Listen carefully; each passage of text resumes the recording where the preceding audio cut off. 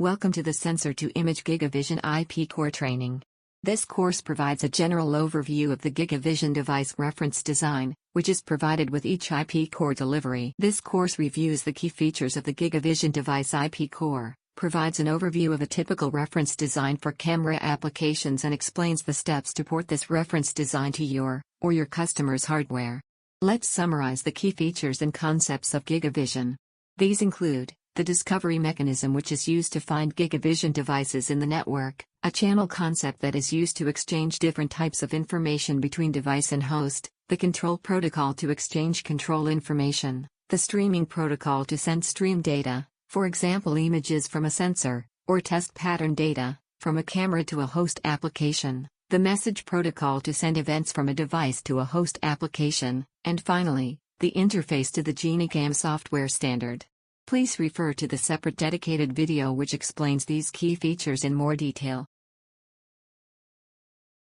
A reference design, which you can also call a sample design, is an essential part of a sensor-to-image IP core delivery. It is a complete design with all necessary files that can be implemented and downloaded to an evaluation board and running to give you a known working starting point for your design. The reference design demonstrates the typical architecture of a machine vision camera system. It shows the integration of the sensor-to-image IP core and also any required third-party IP cores in the design and their interaction.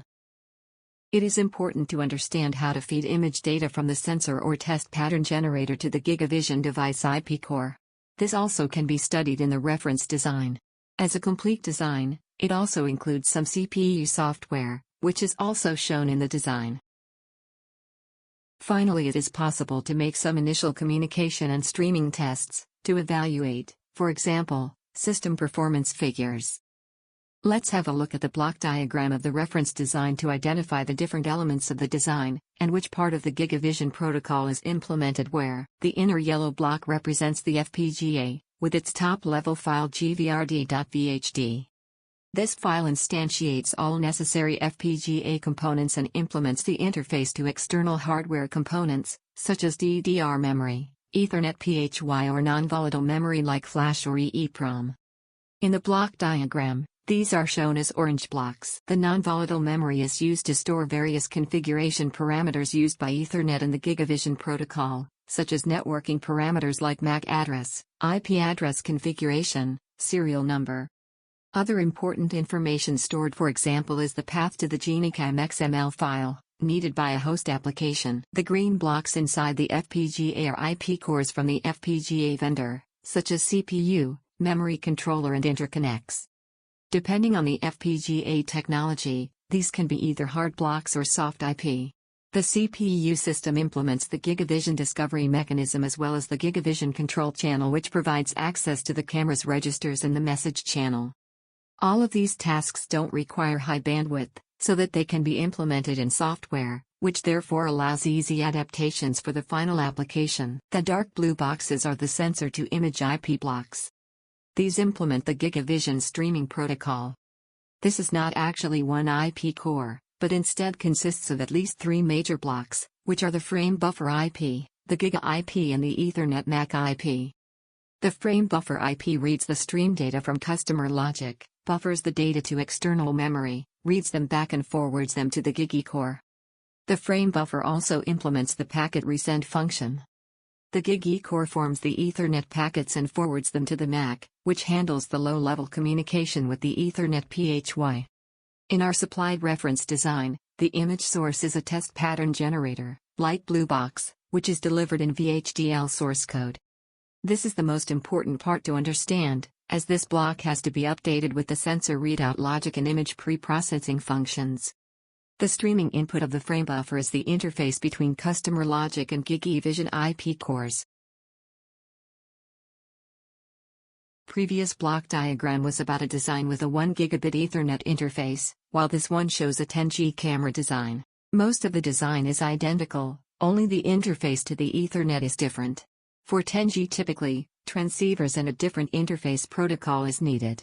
For copper-based PHYs typically, XAUI/RXAUI or USXGMI or XFI is used.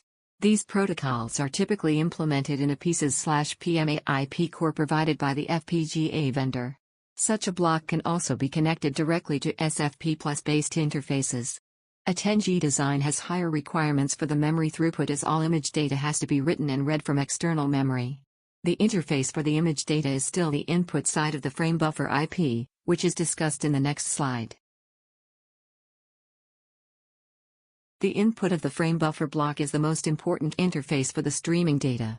Data from the acquisition unit must follow this scheme to be accepted correctly and streamed in the GigE Vision Stream protocol. The interface is a rather simple streaming interface. DIN clock is the input clock of the stream data, typically the pixel clock. DIN frame is a frame valid signal, which must be constant high throughout the active frame. All data is considered to belong to the same block, while DIN frame is in a high state.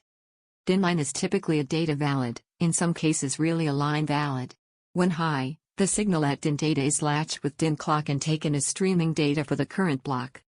When the frame size is constant, there might be pauses even within a line. When the dynamic driller function is used, this signal must be high throughout the entire line. For more details, please consult the IP specification of the AXI frame buffer IP core. Designing a camera with the sensor to images GigE Vision IP core reduces the design time, but still requires some work from the IP adopter. This slide explains the responsibilities in such a project. Sensor to images IP provider is responsible to provide a framework with the main GigE Vision features. This means in detail.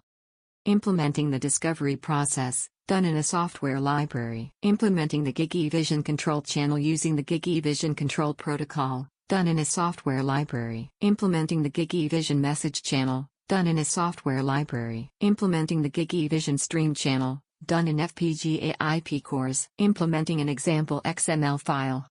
Validation of the reference design, especially against the GigE Vision validation software. Supporting our customer to port the reference design to customer hardware. Note that use of the GigE Vision IP doesn't automatically allow the IP core user/implementer to use the GigE Vision logo. This requires registration and a certification process with the A3 Industry Association.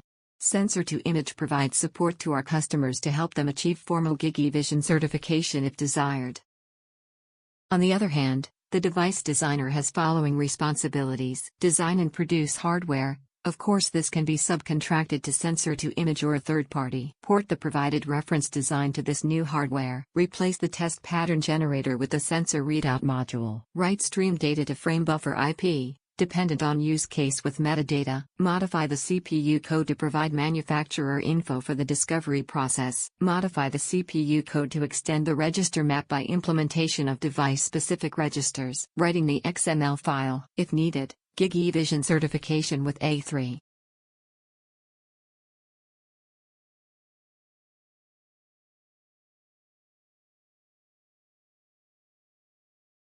Now, let's have a look at the typical steps to port a reference design to customer hardware. Before working with the GigE Vision IP, the hardware has to be validated. Part of this step is creating a CPU system design with correct clock generation and instantiating a memory controller. The goal is to run some memory tests.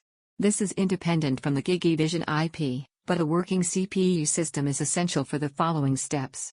Then the remaining pinout of the reference design can be adapted to new hardware. Retarget the reference design to the new platform with respect to the new pinout and the modified CPU system. Adopt CPU system for a new address map of the design. Get network running, which might require tuning of network interface. During development, booting typically is done via JTAG. For a standalone system, typically booting has to be done from flash. This might require some updates in the firmware. After these steps, the test pattern generator reference design should run on the new hardware. This base design still needs to be further modified to create a full camera system. Following steps are required. Of course, the test pattern generator has to be replaced by logic to control and read out the sensor and to communicate with additional external components, which are not part of the reference design. Typically, sensors require some form of software control. This has to be added to the CPU firmware. Optionally or later, some sensor/image data pre-processing functions can be added.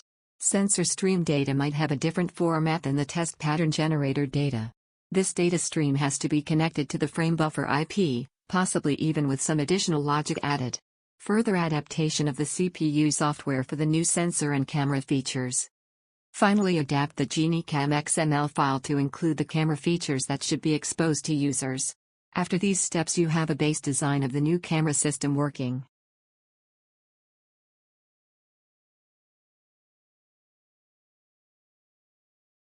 Summary. The reference design is a key element in the sensor-to-images IP core delivery. The reference design demonstrates a typical complete GigE Vision Device design. The reference design is a good starting point for the final design. The reference design needs to be ported to production hardware. The reference design needs to be modified and extended to comply with the final product specification.